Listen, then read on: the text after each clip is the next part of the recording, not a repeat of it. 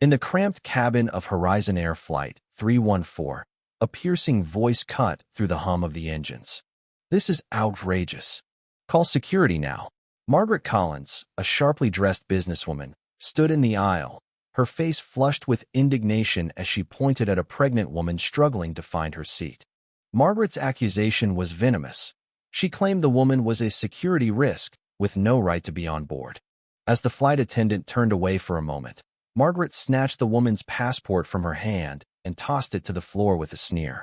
"No papers, no flight," she declared, her voice dripping with contempt. The pregnant woman, Emily Harper, bent to retrieve her passport, her hands instinctively cradling her 7-month belly. Before she could reach it, Margaret shoved her, sending her stumbling forward. A collective gasp filled the cabin. The faint whine of an elderly passenger's hearing aid captured every tense breath. Then, calmly, Emily rose, pulled a badge from her jacket, and handed it to the approaching captain. The silver emblem of the Federal Aviation Administration, FAA, gleamed under the cabin lights. Margaret's face drained of color as she realized her target wasn't just a passenger. She was an undercover federal inspector with the authority to turn this flight into a legal nightmare. The chaos at Denver International Airport had been brewing for hours. A February blizzard had grounded flights across the Rockies, stranding thousands in a symphony of frustration, delayed announcements, crying children, and the restless shuffle of impatient travelers. Horizon Air Flight 314 to JFK had been delayed twice, its departure pushed from 9 a.m. to nearly noon. The gate area buzzed with the tension of business travelers whose schedules were unraveling. Margaret Collins, 48, stood near the priority boarding lane, her tailored coat draped over one arm, clutching a leather briefcase. Her auburn hair was pulled into a flawless bun, and her power suit screamed corporate success. She glanced at her smartwatch every few minutes, muttering about incompetent airline staff and whether conspiring to ruin her day. Inside her briefcase were documents for a $60 million real estate deal set to close in Manhattan that evening. As a Platinum Elite member with Horizon Air, Margaret was used to priority boarding, complimentary upgrades, and seamless service. Her usual seat, 3A, ensured a quick exit for the taxi line, a necessity for her high-stakes meeting. But a text message 20 minutes earlier had shattered her plans. Due to an aircraft change, she'd been reassigned to 14C, a middle seat in economy. Across the gate, Emily Harper sat quietly, her hands resting on her pregnant belly. At 34, she exuded a quiet confidence, her dark blonde hair framing a serene face. A small notebook lay open in her lap, where she jotted observations about passenger behavior and gate operations. To anyone watching, she was just another traveler passing time. In reality, she was an FAA inspector evaluating Horizon Air's new Passenger Respect Initiative, designed to address rising complaints of discrimination and conflict. Her pregnancy made her an ideal test case for how airlines treated vulnerable passengers. Though her morning sickness had eased, the baby's enthusiastic kicks responded to the morning stress. When boarding began, Margaret surged to the front of the priority lane, her impatience palpable. Emily waited, letting the rush subside before approaching the gate. Her boarding pass showed seat 3A, an automatic upgrade due to her pregnancy. She hadn't requested it, but accepted it as part of her evaluation. When Margaret's boarding pass was scanned, the gate agent, a young woman named Claire, hesitated. "I'm sorry, Ms. Collins, but you've been moved to 14C due to an aircraft change." Margaret's face reddened. "This is unacceptable. I'm a Platinum Elite member, and I need 3A for a critical meeting. Fix this now." Claire explained that no premium seats were available, but Margaret demanded a supervisor, her voice rising above the gate's din. As Emily presented her boarding pass, Claire's demeanor softened, welcoming her to seat 3A. Margaret noticed and zeroed in on Emily, her anger now focused on the woman who had stolen her seat. By the time they reached the aircraft, Margaret's frustration had hardened into a mission. As Emily settled into 3A, Margaret confronted her. "You're in my seat," she snapped. Emily calmly showed her boarding pass, confirming her assignment. Margaret flashed her own pass, now showing 14C, and launched into a tirade about her elite status and the airline's incompetence. Emily, To avoid escalation, offered to move. "I understand this matters to you," she said, gathering her belongings. "I'll note your flexibility in my travel log." These gestures improve passenger experience. Her professional tone should have been a warning, but Margaret, consumed by her victory, settled into 3A without a second thought.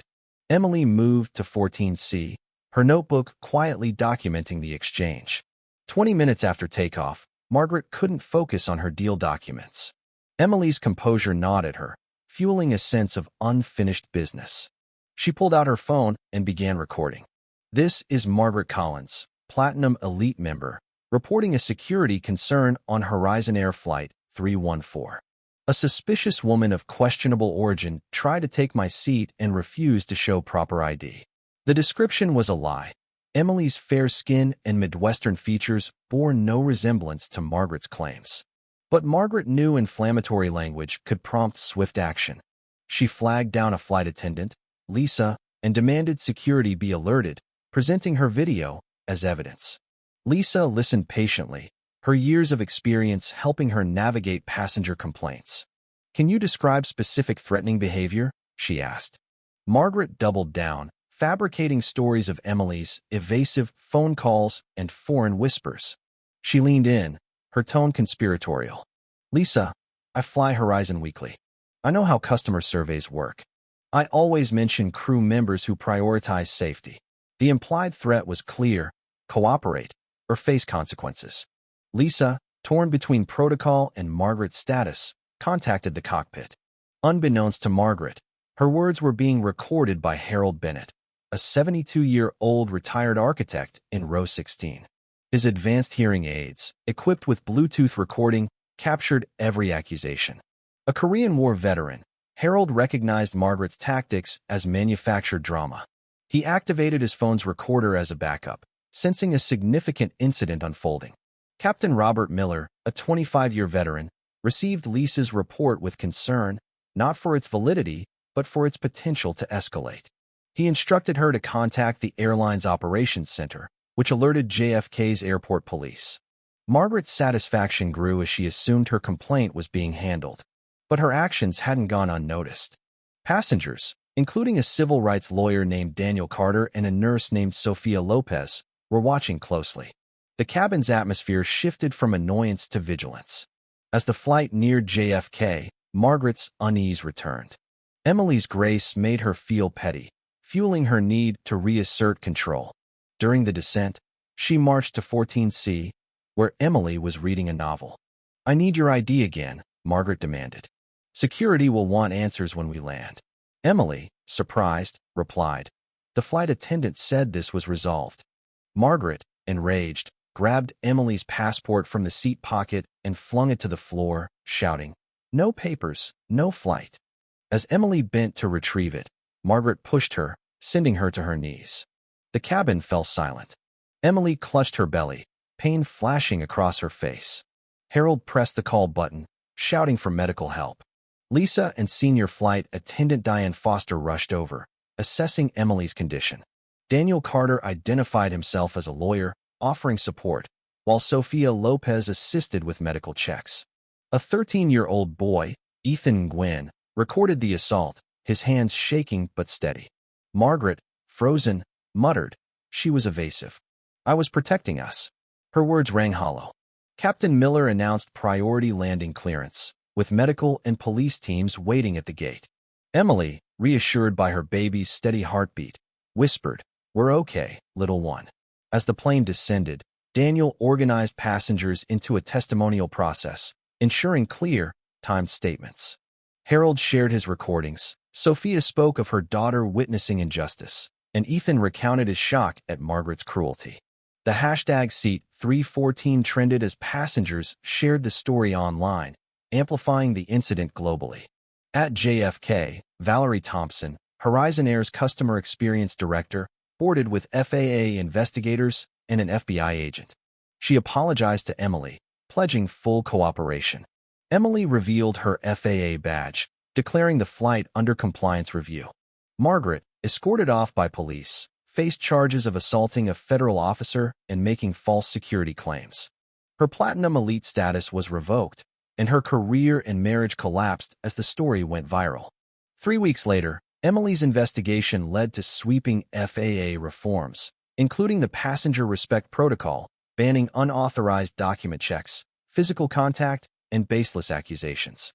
Horizon Air adopted the slogan, "Safe skies start with respect." Emily, now a senior FAA instructor, trained thousands on dignity and de-escalation. Margaret's televised apology was met with skepticism, her reputation irreparably damaged. The legacy of Flight 314 wasn't just Margaret's downfall, but the millions of travelers who now fly in a system prioritizing dignity over privilege. The passengers' courage showed that justice prevails when people stand together. What do you think about Margaret's actions and the passengers' response? Have you witnessed or experienced injustice in public spaces like this? Share your thoughts in the comments below. Let's discuss how we can confront violence and discrimination in our communities.